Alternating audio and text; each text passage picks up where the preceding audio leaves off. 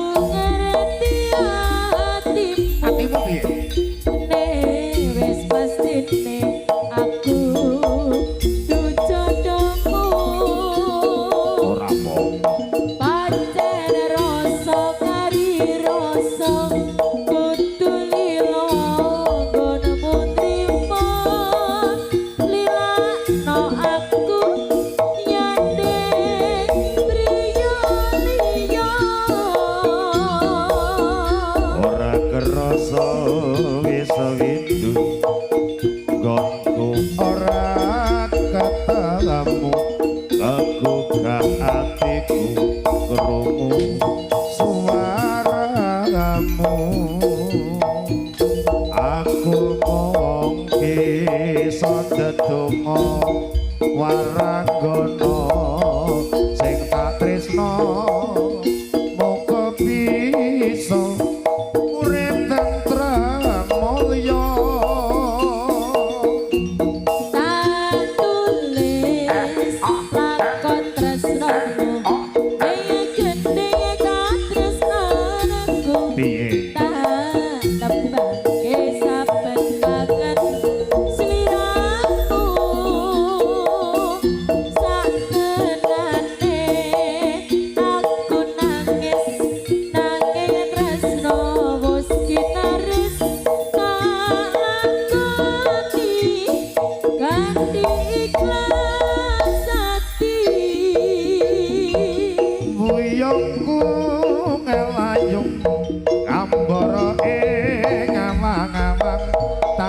bisa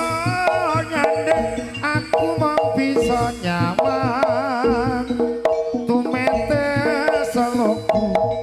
blabas mili ana pipi apa tresno iki pancen kudu duweni slilakno aku kemas wis cukup lalekno lelakon tresno iki bakal dadi crita tresno waranggono ra kerasa bisa windu nggonku ora ketemu aku gah atiku krungu suaramu aku mung bisa ndedonga waranggono sing tak tresno muga bisa Tremoyo tak tulis lakon tresnomu ketika tresnaku tak tepake saben kangen sliramu sak tenane aku nangis nanging tresno wis kinaris tak lakon diganti ikhlas hati ngelayung ngambara ing awang-awang tanpa bisa nyandeng aku mung bisa